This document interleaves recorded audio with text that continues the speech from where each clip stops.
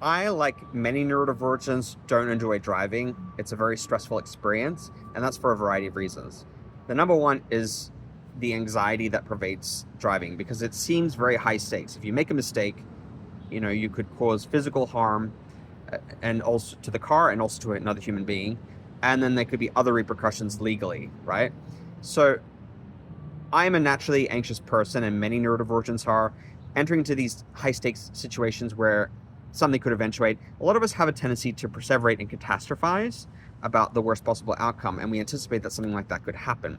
So driving automatically is a stressful experience for that reason. The second thing is, as an ADHDer, I'm very impatient. So sitting in a car and doing a long drive is just like madness to me. So I'm always multitasking, no matter how short or long the drive. I have an audiobook in one ear and I'm listening to that. And even then, I find like when I have to stop at a light, I'm fidgeting and doing body focused repetitive behaviors, like pulling hairs or something. And it's not intentional. It's just I catch myself doing it. I'm like, why am I doing this? And so obviously my need for stimulation isn't met when I'm driving. And I try not to drive fast. I know a lot of ADHDers can drive fast, engage in sometimes reckless driving. There's statistics that show this correlation. I try not to. When I'm on a freeway, usually the limit, at least where I am, is 65. And the way I kind of convince myself not to speed, well, not that I really want to, but like I rationalize it. My autistic brain said to the ADHD part, hey, like fuel mileage is better if you max out at 65 miles per hour on freeways. So that's how I've kind of convinced myself to be very cautious. I mean, aside from the risk you take when you drive, and then the risk as well of being, licensure suspension or charges for driving fast or speeding. And then I think the other thing is when you drive, your depth perception might not be the greatest. I know I struggle with stuff like that. So for example, when I'm doing reverse parking, which I've been notoriously bad at, in the past, I've mounted the curb and damaged the hub of my wheel, and I can't calculate the distance between me and other cars. So a couple of times I've bopped the other car. I've never caused damage, I always check, but I bopped them. And I was like, oh, oh, oh, oh, and it was like the slightest contact, but I was like, oh, that could go horribly wrong because I can't tell the distance between me and the other car. And of course that would be resolved these days if I had a car with a rear camera that could also alert me.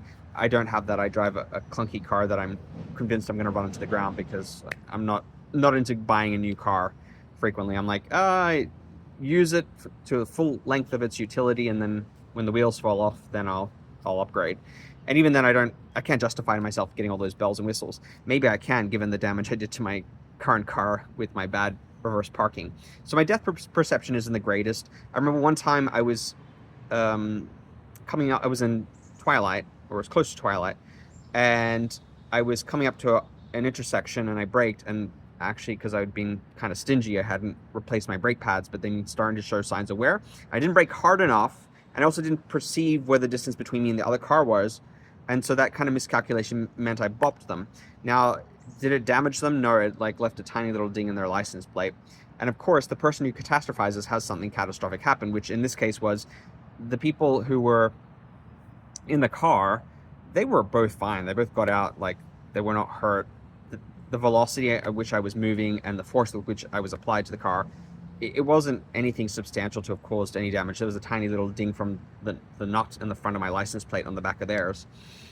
But then the next day they got a lawyer, and then the back and forth between the insurance companies escalated, and they claimed in excess of $10,000 insurance money. Both claimed bodily injury and then massive damage to the car. And I saw it. I had photos, and I showed it to the insurance company, and I think they rolled over because they didn't want to face a lawsuit, even though this wasn't really justified in this case.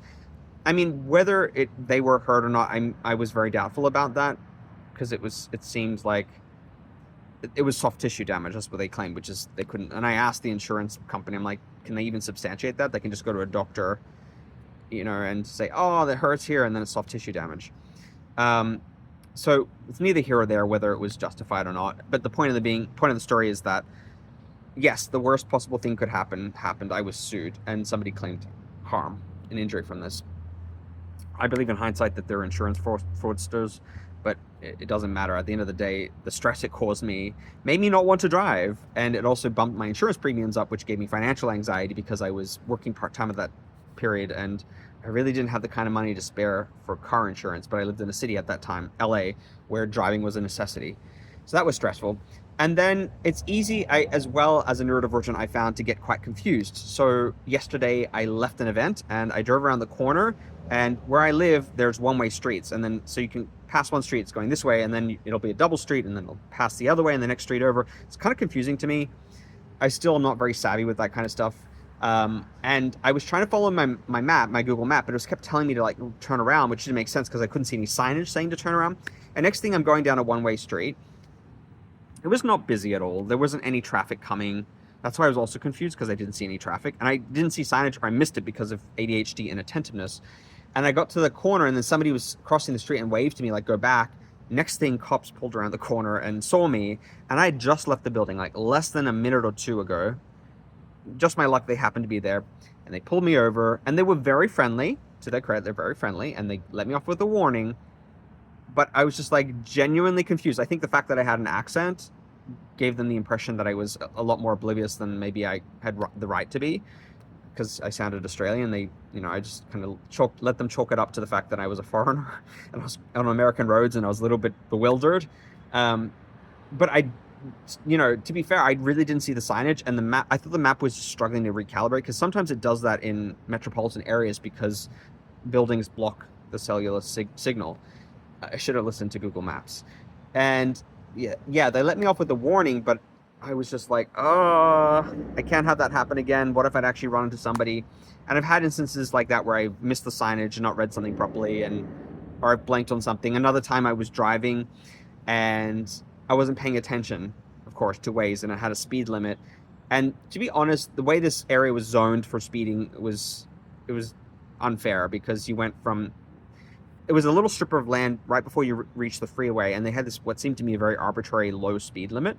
And of course the cop is parked there waiting on a Saturday or Sunday morning for people who are speeding, and I was going in, I think 10 over. There was nobody on the road. It was like kind of very rural area. And he pulled me over and he gave me a warning, but I was like, oh, I didn't even notice. I'm so sorry. And I was also like fidgeting with my map app, trying to like calibrate it, because I was confused about that. So that also is another thing. I get confused with the map sometimes. And so and my ADHD and inattentiveness means I miss stuff like the signage or even on my phone. Not a legitimate excuse if it's right in front of me, but ADHD. And then the other thing is, if I'm in an ADHD state where I'm rushing from one thing to the other, because of course I'm chronically late and I don't build enough time. I shouldn't say that. I'm not chronically late. I used to be, but I always kind of run up right to the edge of time. I don't build in time buffers, because why would I want to, when I want to squeeze the most efficiency out of my day, why would I want to leave 15 minutes? What can I do? What if I get there early? It's like boredom's going to sit in. What am I supposed to do with that 15 minutes or 5 minutes even? So I've been lucky in that those instances have been few and far between, but driving remains a cause of chronic anxiety for me. What have your experiences been like driving? Do you experience the same kind of anxiety, inattentiveness? Do you get confused on the road? Do you have issues with depth perception? Do you feel impatient with the process? I would love to hear your stories.